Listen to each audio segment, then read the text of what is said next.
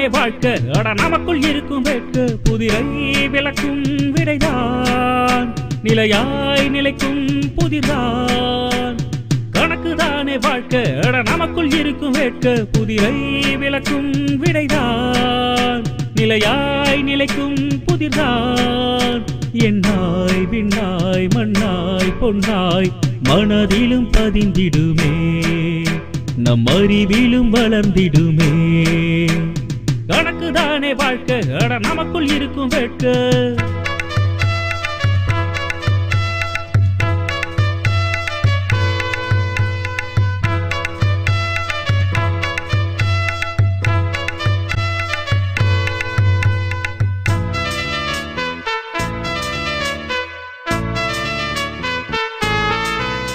ஒன்றாய் இரண்டாய் வென்றாய் நின்றாய் வாழ்வை வளர்த்திடுமே நன்னறத்திலும் சிறந்திடுமே கணக்குதானே வாழ்க்கை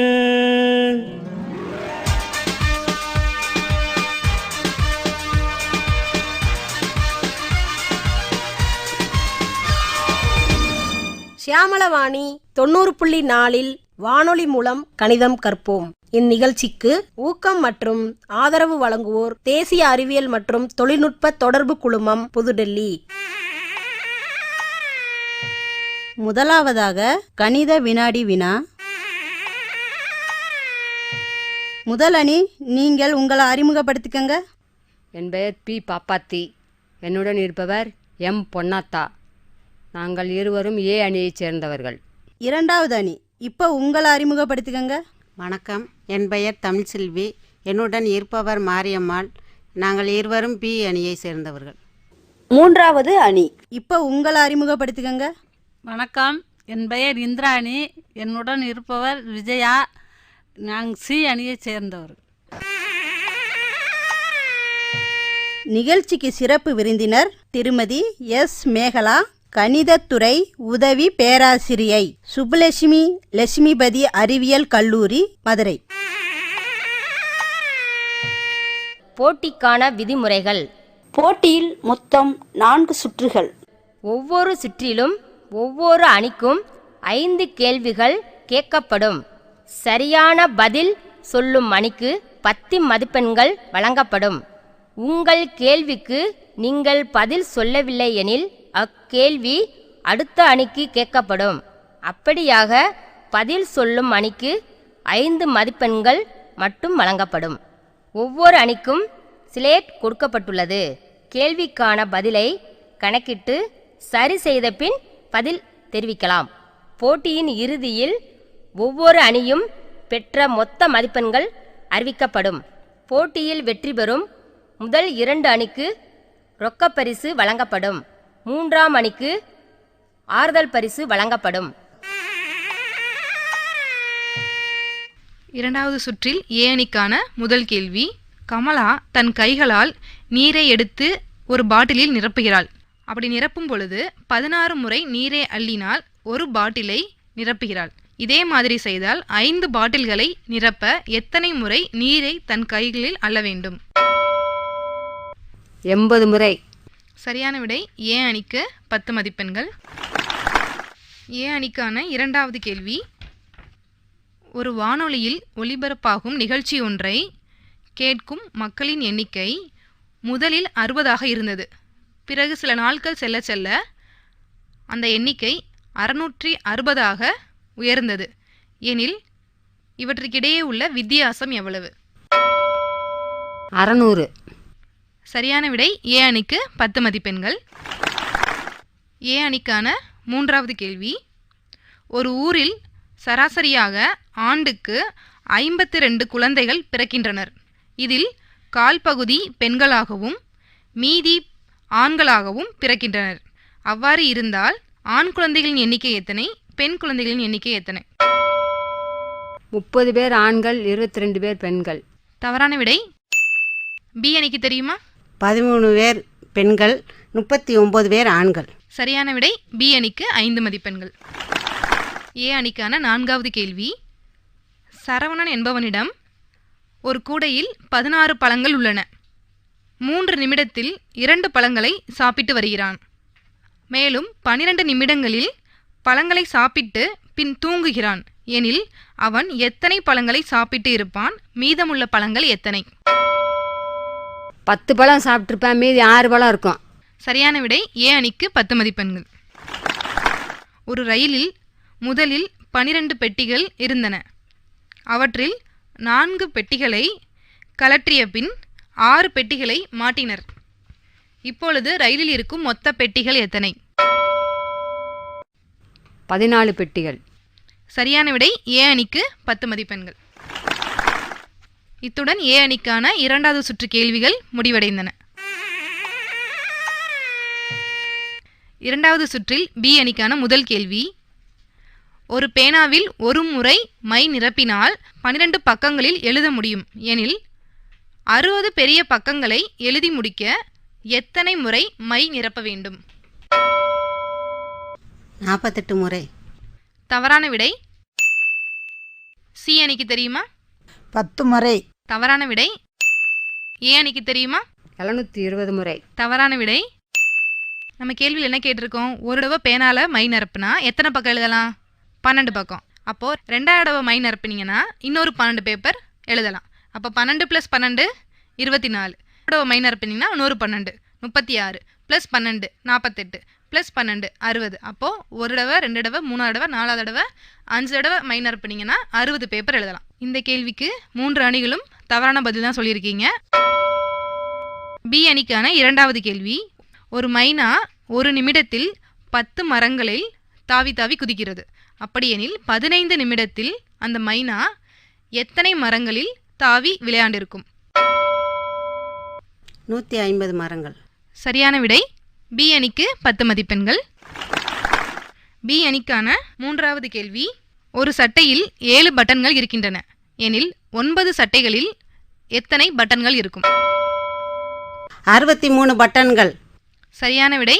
பி அணிக்கு 10 மதிப்பெண்கள். பி அணிக்கான 4வது கேள்வி. ஒரு சலவை தொழிலாளி 1 மணி நேரத்தில் 12 வெள்ளை துணிகளை சலவை செய்கிறார் எனில் 1/4 மணி நேரத்தில் எத்தனை வெள்ளை துணிகளை சலவை செய்திருப்பார்? 3 துணிகள் துவைப்பார்கள். சரியான விடை. பி அணிக்கு 10 மதிப்பெண்கள். ஒருவர் துணிக்கடைக்கு சென்று சட்டை துணி 2 மீட்டர் 50 சென்டிமீட்டரும், பேண்ட் துணி 1 மீட்டர் 50 சென்டிமீட்டரும், வேட்டிக்கான துணி 5 மீட்டரும் வாங்குகிறார் எனில் அவர் எடுத்த துணியின் மொத்த அளவு என்ன? 9 மீட்டர் அளவு. சரியான விடை. பி அணிக்கு 10 மதிப்பெண்கள். இத்துடன் பி அணிக்கான 2வது சுற்று கேள்விகள் முடிவடைந்தன. சி அணிக்கான முதல் கேள்வி. ஒரு தீப்பெட்டியில் 250 குச்சிகள் உள்ளன எனில் 12 தீப்பெட்டிகளில் எத்தனை குச்சிகள் இருக்கும்? 3000 குச்சிகள் இருக்கும். சரியான விடை. சி அணிக்கு 10 மதிப்பெண்கள். சி அணிக்கான 2வது கேள்வி. ஒரு மைனா ஒரு நிமிடத்தில் 2 ஒலிகளை எழுப்புகிறது எனில் 18 நிமிடத்தில் அது தொடர்ந்து எவ்வளவு ஒலிகளை எழுப்பியிருக்கும்? 36 ஒலிகள் எழுப்பியிருக்கும். சி அணிக்கு 10 மதிப்பெண்கள். சி அணிக்கான 3வது கேள்வி. ஒரு அட்டைப்பூச்சியின் ஒரு பக்கத்தில் வரிசையாக 14 கால்கள் இருக்கும் எனில் அந்த அட்டைப்பூச்சியில் மொத்தம் எத்தனை கால்கள் இருக்கும்? 28 கால்கள். சரியான விடை. சி அணிக்கு 10 மதிப்பெண்கள். ஒரு ஆட்டு மந்தையில் 8 கூடாரங்கள் இருக்கின்றன. மேய்ப்பவர் 6 கூடாரங்களில் 3 ஆடுகள் வீதம் அடைக்கிறார். மீதமுள்ள ஆடுகளை அந்த 7வது கூடாரத்தில் 4 ஆடுகளையும் 8வது கூடாரத்தில் 2 ஆடுகளையும் அடைக்கிறார் எனில் மொத்தம் அவரிடம் உள்ள ஆடுகள் எத்தனை? 25 ஆடுகள். தவறான விடை. ஏ அணிக்கு தெரியுமா?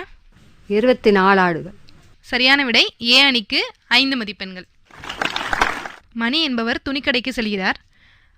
5 மீட்டர் சட்டை துணி வாங்குகிறார். 1 மீட்டர் சட்டை துணியின் விலை 75 ரூபாய் எனில் 5 மீட்டர் சட்டை துணியின் விலை எவ்வளவு? 375. சரியான விடை. சி அணிக்கு 10 மதிப்பெண்கள். இத்துடன் சி அணிக்கான 2வது சுற்று கேள்விகள் முடிவடைந்தன. வினாடி வினா போட்டியினுடைய 2வது சுற்று முடிவடைந்தது.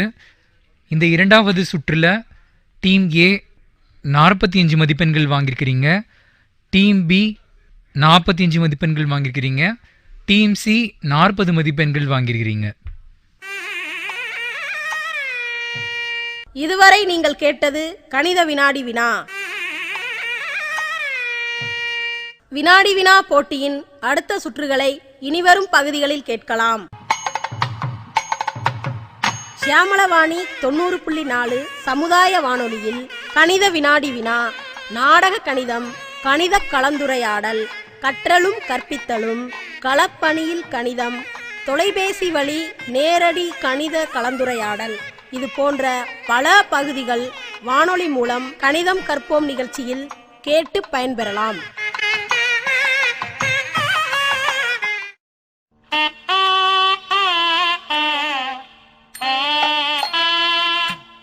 நிகழ்ச்சியை நன்றாக கேளுங்கள்.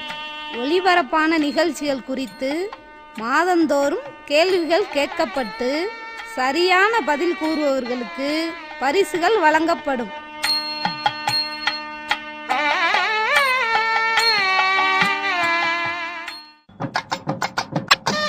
வானொலி மூலம் கணிதம் கற்போம் நிகழ்ச்சியின் பதிவிற்காக எங்களின் வானொலி நிலையத்திற்கு நீங்கள் வந்திருந்த போதும், நாங்கள் உங்களை தேடி வந்து உங்களிடத்தில் ஒளிப்பதிவு செய்த போதும் உங்களுக்கு ஏற்பட்ட அனுபவங்களையும், இந்த நிகழ்ச்சியில் உங்களுக்கு பிடித்த பகுதிகள் குறித்தும், நீங்கள் எதிர்பார்க்கும் மாற்றம் குறித்தும், நிகழ்ச்சியினை கேட்டதனால் நீங்கள் கண்ட உண்மையான பலன் குறித்தும் உங்கள் கருத்துக்களை வெளிப்படையாக தெரிவிக்க வேண்டிய தொலைபேசி எண் 96 77 71 67 30.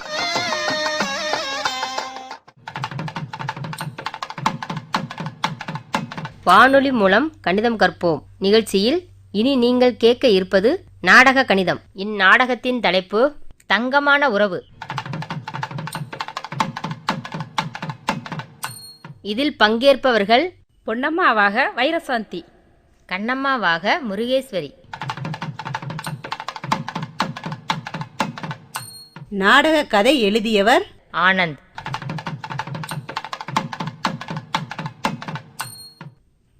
தங்க விலை கிடுகிடுன்னு உயர்ந்துருச்சு கண்ணம்மா. ஆமாம் பொன்னம்மா, இன்னைக்கு தேதிக்கு ஒரு பவுனோட விலை 22,000 சொச்சம். என் பொண்ணுக்கு எப்படித்தான் கல்யாணம் பண்ண போறேனே தெரியல, நினைச்சாலே மயக்கம் வருது. அட, உன் பொண்ணுக்கு இப்போ தானே 2 வயசே ஆகுது. இப்பையிலேருந்தே தங்கத்தை சேர்க்க ஆரம்பிச்சிடு. உன்னோட பொண்ணுக்கு 21 வயசு ஆகும்போது இதை பற்றி நீ தீவிரமாக சிந்திக்கலாம். அது வரைக்கும் தங்கமாகவே சேமிச்சு வை. தங்கமாகவே சேமித்து வைக்கிறதா? ஆமாம் கண்ணம்மா, நீ தங்க நகையை வாங்கினா அது பழைய மாடலாக போயிடும். இன்னும் சொல்லப்போனால் உன் பொண்ணுக்கே இது பிடிக்காம போயிடும். அதனால எல்லா மாதமும் தங்கமாகவே சேர்த்து வையே. இப்படி பண்ணா என்னால் எவ்வளோ பவுன் சேமிக்க முடியும்? உதாரணத்துக்கு ஒரு கணக்கு சொல்கிறேன் கேளு. அதானே பார்த்தேன், இன்னும் கணக்கு வரலையேண்டு. வந்துருச்சா? சொல்லு. அதாவது இப்போ ஒவ்வொரு மாதமும் நீ 5,000 சேர்த்து வைக்கணும்னு வச்சுக்கோ. ஒரு வருஷத்தில் எவ்வளவு சேர்ப்ப? ஒரு வருஷத்துக்கு 12 மாதம். ஒவ்வொரு மாதத்துக்கும் 5,000 ரூபாய்னா 10 மாதத்துக்கு 50,000 ரூபா. மீதி 2 மாதத்துக்கு 10,000 ரூபா. மொத்தம் 60,000 ரூபா. சரியா சொன்ன. அப்படி நீ ஒரு வருஷத்தில் 60,000 ரூபா சேர்த்தேன்னா எவ்வளவு பவுன் வாங்க முடியும்? இன்னைக்கு இருக்கிற விலைக்கு பார்த்தா ஒரு பவுனு 22,000 சொச்சம். ஆக 23ன்னு வச்சுப்போம். 60,000த்தில் 23 46,000 ரூபா. அப்படின்னா 2 பவுனு. மிச்சம் இருக்கிற 14,000 ரூபாயில் 6 பவுன் எடுக்கலாம். அப்படின்னா வருஷத்துக்கு 2.5 பவுன் எடுப்பேன். சரியா சொன்ன கண்ணம்மா. ஒரு வருஷத்துக்கு 2.5 பவுன் சேர்க்க முடியும். சில வருஷம் விலை ஏறலாம், விலை இறங்கலாம். ஆக வருஷத்துக்கு 2 பவுனுண்டு வச்சுப்போம். என்ன பொண்ணம்மா, நான் எவ்வளோ சரியாக 2.5 பவுன்னு சொல்கிறேன். நீ என்ன குத்து மதிப்பா 2 பவுன் சொல்கிற? இல்லை கண்ணம்மா, கணக்கில் எப்போவும் சரியாக தான் சொல்லணும். ஆனால் தங்கத்தை பொறுத்த வரைக்கும் குத்து மதிப்பாக தான் கணக்கு போட முடியும். சரி பொண்ணம்மா, ஒரு வருஷத்துக்கு 2 பவுன் வச்சுக்கிட்டா இப்போ என் பொண்ணுக்கு 2 வயசு ஆகுது. 24 வயசில் அவளுக்கு கல்யாணம் வச்சுட்டா எத்தனை பவுன் கிடைக்கும்? இதுதான் என் பொண்ணம்மா என் கேள்வி. அதானே கண்ணம்மா, 22ஆல் 24 2ஆல் பெருக்குனா அதுதான் மொத்த பவனோட கணக்கு. அப்படி பார்த்தா 48 பவன் சேர்க்க முடியும். என்னோட கையில் 10 பவன் இருக்குது. அப்படி பார்த்தா தோராய கணக்குப்படி 55 பவனாவது சேர்த்துருப்பேன். என்ன கண்ணம்மா தோராய கணக்கெல்லாம்? அதுலேயும் தப்பு இருக்கக்கூடாது. அப்பா, என்ன தப்பு? 55 பவனாவது சேர்த்துருப்பேன்னு தானே சொன்னேன். அப்படி பார்த்தா 55 பவுனுன்னு சொல்கிறது சரிதானே? அது சரிதான். ஆனால் நீ 24 2ஆல் பெருக்குன, அதுதான் தப்பு. அதில் என்ன தப்பு? சரிதானே? 24 2ஆல் பெருக்குனா 48 தானே? அது சரிதான். ஆனால் 24 2ஆல் பெருக்கிற, நீ பெருக்க வேண்டியது 22 தானே? ஏன் 22 பெருக்கணும்? என்ன கண்ணம்மா, உன் பொண்ணுக்கு வயசு 2, அவளுக்கு 24 வயசில் கல்யாணம் பண்ண போகிறேன்னா இன்னும் இருக்கிற 22 வருஷம் தானே தங்கம் சேமிக்க போகிற. அப்படின்னா 22 தானே 2ஆல் பெருக்கணும். ஆமாம் கண்ணம்மா, அவசரத்தில் கழிக்காமல் பெருக்கிட்டேன். இப்போ சொல்லு கணக்க. என்னோட பொண்ணுக்கு 2 வயசு ஆகுது. அவளோட வயசு 24ல் கல்யாணம் பண்ணணும்னா வருஷத்துக்கு 2 பவுன் சேர்த்தா 22 வருஷத்தில் தோராய கணக்குப்படி 44 பவுன் கையில் இருக்கும். என்னோட கையில் இப்போ இருக்கிற 10 பவுனையும் சேர்த்து 54 பவுன் இருக்கும். சரியா? கணக்கு சரி கண்ணம்மா. உன் பொண்ணு கல்யாணம் பண்ணிக்க போகிற மாப்பிள்ளைய நீ மாப்பிள்ளையா ஏற்றுக்க போறியா இல்லை காசு கொடுத்து வாங்க போறியா? யோசிச்சு செய். ஆமாம் பொண்ணம்மா, கணக்கு போட்டு தங்கத்தை சேர்த்து பொண்ணுக்கு போட்டு மாப்பிள்ளைய வாங்குகிற முறையில் எப்படி தங்கமான உறவு கிடைக்கும்? யோசி கண்ணம்மா, யோசி. தோராயமாக யோசி. தங்கமான உறவு எப்படி கிடைக்குன்னு? அன்பு தான் இருக்கணும், தங்க நகை இல்லை. வானொலி மூலம் கணிதம் கற்போம் நிகழ்ச்சியில் இதுவரை நீங்கள் கேட்டது நாடக கணிதம். இதில் பங்கேற்றவர்கள் பொன்னம்மாவாக வைரசாந்தி, கண்ணம்மாவாக முருகேஸ்வரி. வானொலி மூலம் கணிதம் கற்போம் நிகழ்ச்சியினை 90.4 சியமலவாணி அலைவரிசையிலும் www.சியமலவாணி.in என்ற இணையதள முகவரியிலும் நேயர்கள் கேட்டு பயன்பெறலாம்.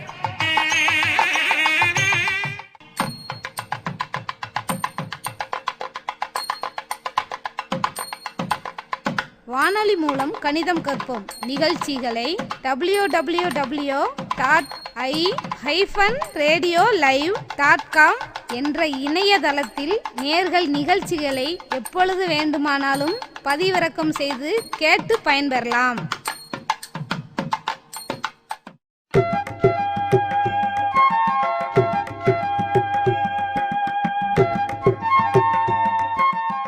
வானொலி மூலம் கணிதம் கற்போம் நிகழ்ச்சியில் இனி வருவது மனதின் குரல். இன்றைய மனதின் குரல் பகுதியில் நான் வளையங்குளத்திலிருந்து நாகஜோதி.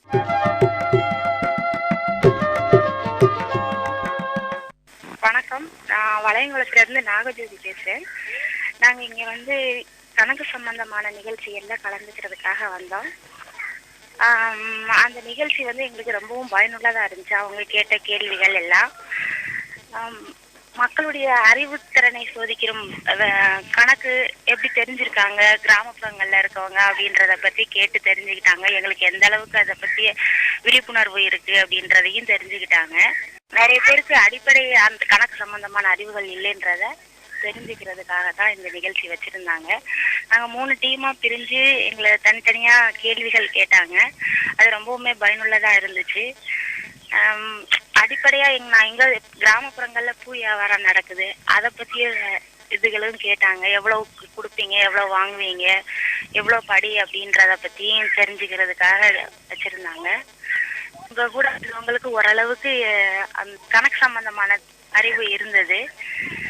மற்றவங்களுக்கு இன்னும் இருக்கவங்களுக்கு எப்படி இருக்குன்றத தெரிஞ்சுக்கிறதுக்காக கூட்டிட்டு வாங்க. நிறைய பேருக்கு அந்த அடிப்படை கணக்கு விஷயங்கள் கூட தெரியலன்றத தெரிஞ்சுக்கிட்டாங்க. நிறைய பேருக்கு அந்த கணக்கு சம்பந்தமா தெரிஞ்சுக்கிறத கூட கஷ்டமா நினைக்கிறாங்க. இது என்ன இப்படி கேட்கறாங்க அப்படின்றத நினைக்கிறாங்க. என்ன படிக்காதவங்களா இருந்தாலும் நிறைய பேர் விவரமானவங்களும் இருக்கிறாங்க. சரிம்மா, சரி. அதாவது படிச்சவங்க எல்லாருமே விவரமா இருக்கிறதும் கிடையாது. கேட்கும் போது பட்டுன்னு படிக்காதவங்க கூட சில சமயம் ஆன்சர் பண்ணிடுறாங்க. மனக்கணக்கு மனக்கணக்கு கணக்கு கேட்டு அவங்க சொல்லும் போது சங்கடப்படுறாங்க. அந்த படிக்காதவங்ககிட்ட இருக்க கூச்சமே அது ஒண்ணுதான். நல்லா பேசுனீங்க. ஷியாமலா வாணி, இன்னும் மக்களுக்கு என்ன செய்யணும் நச்சுன்னு ஏதாவது சொல்லுங்க. எல்லாருக்கும் கணக்கு சம்பந்தமான இதே மாதிரி அறிவுரைகள் நிகழ்ச்சி நிறைய நடத்துறது ரொம்ப நல்லதா இருக்கும். மனதின் குரல் நிகழ்ச்சியில நீங்க பேசுனீங்க, ரொம்ப நன்றி.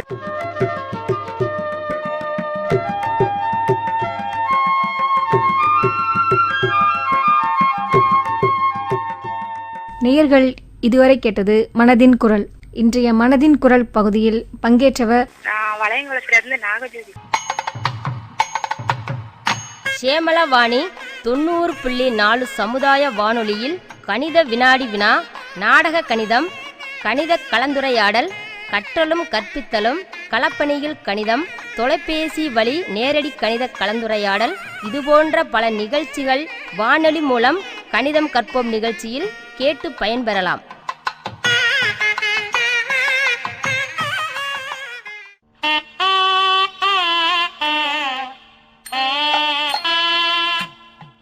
நிகழ்ச்சியை நன்றாக கேளுங்கள். ஒளிபரப்பான நிகழ்ச்சிகள் குறித்து மாதந்தோறும் கேள்விகள் கேட்கப்படும். சரியான பதில் கூறுபவர்களுக்கு பரிசுகள் வழங்கப்படும்.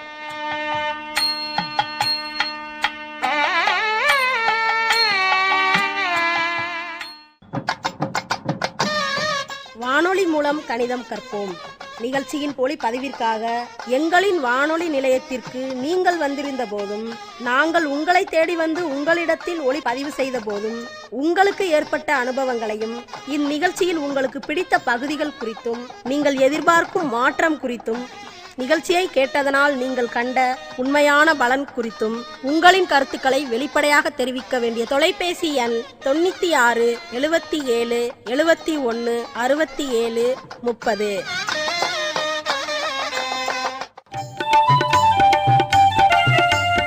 இனி நீங்கள் கேட்க இருப்பது களப்பணி மக்களோடு கணிதம். இதில் பங்கேற்பவர்கள் மதுரை மாவட்டம் நெடுமதுரை கிராம மக்கள். இந்த நிகழ்ச்சியில கலந்துக்கக்கூடிய மக்களின் இப்போது அறிமுகம். என் பேர் லட்சுமி, நெடுமரக மேலே வேலை ஆக்குறோம், 7 படிச்சிருக்கோம். என் பேர் விமலாதேவி, 10th படிச்சிருக்கேன். என் பேர் பஞ்சு, நெடுமரக மேலே வேலை ஆக்குறோம், 8ஆம் கிளாஸ் படிச்சிருக்கோம். என் பேர் பஞ்சு, நான் படிக்கலை. என் பேர் கூத்தாயி, படிக்கலை. என் பேர் பஞ்சு, நான் 8 படிச்சிருக்கேன். என் பேர் முரீஸ்வரி, நான் படிக்கலை. என் பேர் பஞ்சு, நான் படிக்கலை. என் பேர் இந்திரா, நாங்கள் படிக்கலை. என் பேர் மாணிக்கவலி, நாங்கள் படிக்கலை. ஒரு டஜன் வாழைப்பழம் 25 ரூபாய் சொல்றாங்க. 4 டஜனுக்கு எவ்வளவு ரூபா? 4 டஜன் 100 ரூபாய். எப்படி பதில் கண்டுபிடிச்சிங்க? 2 ஜோடி 50 ரூபா, 4 ஜோடி 100 ரூபாய். அப்படிதான். சரியா சொன்னீங்க. ஏன் இந்த பெருக்கல்ல கண்டுபிடிக்க முடியாது? அதுக்கு பதில் முடியும் சார். 25 4 பெருக்குனா 100 ரூபாய். சரி, ஒரு டஜன் பழம் 35 ரூபாய் சொல்றாங்க. 3 டஜனுக்கு எவ்வளவு? 3 டஜன் பழம் 105 ரூபாய். சரி, ஒரு முட்டை 4 ரூபாய் 50 பைசா சொல்றாங்க. 10 முட்டைக்கு எவ்வளவு ரூபா? 10 முட்டைக்கு 45 ரூபாய். சரி, ஒரு முட்டை 3 ரூபாய் 50 பைசா சொல்றாங்க. 12 முட்டைக்கு எவ்வளவு ரூபா? 42 ரூபாய். சரி, கொஞ்சம் நீங்க எப்படி கணக்கு போட்டீங்கன்றது விளக்கமா சொல்ல முடியுமா? 10 முட்டைக்கு 35 ரூபா, அங்கே 2 முட்டைக்கு 7 ரூபா, 42 ரூபா. சரியா சொன்னீங்க. 1 கிலோ ஆப்பிள் 75 ரூபாய் சொல்றாங்க. 4 கிலோ எவ்வளவு? 1 கிலோ ஆப்பிள் 75 ரூபாண்டா, 4 கிலோ ஆப்பிள் 300 ரூபாய். சரியா சொன்னீங்க. 1 கிலோ ஆரஞ்சு 55 ரூபாய் சொல்றாங்க. 6 கிலோவுக்கு என்னாச்சு? 330 ரூபாய். சரி, பூ ஒரு முழம் 9 ரூபானா 9 முழத்துக்கு எவ்வளவு? 81 ரூபாய். சரியா சொன்னீங்க. பூ ஒரு முழம் 7 ரூபாய் சொல்றாங்க. 6 முழம் எவ்வளவு? 42 ரூபாய். 2 முழம் எவ்வளவு? 14. 3 முழம்? 21. 4 முழம் 28. அப்போ நீங்கள் கண்டுபிடிச்ச கணக்கு சரிதான். சரி, ஒரு ஜோடி சீப்பு 6 ரூபா, 5 ஜோடிக்கு எவ்வளவு? 5036 ஜோடி. சரியா சொன்னீங்க. ஒரு ஜோடி பெரிய சீப்பு 8 ரூபான்னா 5 ஜோடி என்னாச்சு? 8 40. 40 ரூபா தானா? 8 40 தான், ரைட்டு தானே. சரியா சொன்னீங்க. வாய்ப்பாடு சொல்றீங்களா? 4 5 5, 2 5 10, 3 5 15, 4 5 20, 5 25, 6 5 30, 7 5 35, 8 5 40, 9 5 45, 10 5 50, 11 5 55, 12 5 60, 13 5 65, 14 5 70, 15 5 75, 16 5 80, 17 5 85, 18 5 90, 19 5 95, 20 5 100. சரியா சொன்னீங்க. அப்போ 25 5 5 25 125. சரியா சொன்னீங்க. 3 வாய்ப்பாடு சொல்கிறீங்க. 1 3 3, 2 3 6, 3 9, 4 3 12, 5 3 5, 6 3 18, 7 3 21, 8 3 24, 9 3 27, 18 30. உங்களுக்கு வாய்ப்பாடு தெரியுமா? தெரியும். நாலாவது வாய்ப்பாடு சொல்றீங்களா? 1 நாங்க 4, 2 நாங்க 8, 3 நாங்க 12, 4 நாங்க 16, 5 நாங்க 20, 6 நாங்க 24, 7 நாங்க 28, 8 நாங்க 32, 9 நாங்க 36. சரியா சொன்னீங்கம்மா. ஒரு நூலகத்தில் 3242 கதை புத்தகங்களும் 435 கவிதை புத்தகங்களும் இருக்கு. அந்த நூலகத்தில் இருக்கக்கூடிய மொத்த புத்தகங்களின் எண்ணிக்கை எத்தனை? மொத்த புத்தகத்தின் எண்ணிக்கை 3677. சரியா சொன்னீங்க. ஒரு பெரிய தொழிற்சாலையில் முதல் நாள் 1154 பஞ்சு மூடைகளும், 2ஆம் நாள் 2832 பஞ்சு மூடைகளும் தயார் பண்ணுறாங்க. இந்த 2 நாளையும் சேர்த்து உற்பத்தி செய்யப்பட்ட பஞ்சு மூடைகளின் எண்ணிக்கை எத்தனை? 2 நாளுக்கும் சேர்த்து 3986 பஞ்சு மூடைகள். சரியா சொன்னீங்க. ஒரு தொழிற்சாலையில் காலையில் 3850 பேரும் மதியம் 3106 பேரும் வேலைக்கு வர்றாங்க. அந்த நாள் வந்த தொழிலாளர்களின் எண்ணிக்கை எத்தனை? காலையில் மதியம் சேர்த்து மொத்தம் 6956 பேர். சரியா சொன்னீங்க. இதுவரையும் இந்த நிகழ்ச்சியில பங்கேற்று கேள்விகளுக்கு பதில் சொன்ன எல்லாருக்கும் வாழ்த்துக்கள் மற்றும் நன்றிகள். இதுவரை நீங்கள் கேட்டது களப்பணி மக்களோடு கணிதம். இதில் பங்கேற்றவர்கள் மதுரை மாவட்டம் நெடுமதுரை கிராம மக்கள். சியாமளவாணி 90.4 சமுதாய வானொலியில் கணித வினாடி வினா, நாடக கணிதம், கணித கலந்துரையாடல், கற்றலும் கற்பித்தலும், களப்பணியில் கணிதம், தொலைபேசி வழி நேரடி கணித கலந்துரையாடல், இது போன்ற பல பகுதிகள் வானொலி மூலம் கணிதம் கற்போம் நிகழ்ச்சியில் கேட்டு பயன்பெறலாம்.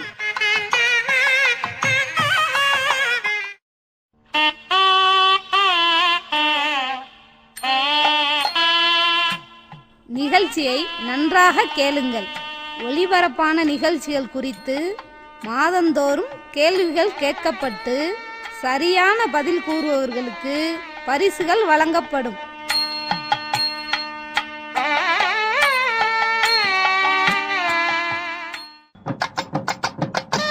வானொலி மூலம் கணிதம் கற்போம் நிகழ்ச்சியின் பதிவிற்காக எங்களின் வானொலி நிலையத்திற்கு நீங்கள் வந்திருந்த போதும், நாங்கள் உங்களை தேடி வந்து உங்களிடத்தில் ஒளிப்பதிவு செய்த போதும் உங்களுக்கு ஏற்பட்ட அனுபவங்களையும், இந்த நிகழ்ச்சியில் உங்களுக்கு பிடித்த பகுதிகள் குறித்தும், நீங்கள் எதிர்பார்க்கும் மாற்றம் குறித்தும், நிகழ்ச்சியினை கேட்டதனால் நீங்கள் கண்ட உண்மையான பலன் குறித்தும் உங்கள் கருத்துக்களை வெளிப்படையாக தெரிவிக்க வேண்டிய தொலைபேசி எண் 96 77 71 67 30.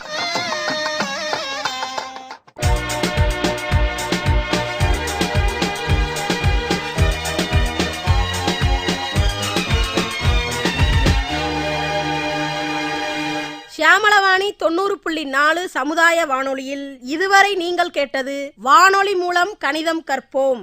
இந்நிகழ்ச்சிக்கு ஊக்கம் மற்றும் ஆதரவு வழங்கியோர் தேசிய அறிவியல் மற்றும் தொழில்நுட்ப தொடர்பு குழுமம், புதுடெல்லி.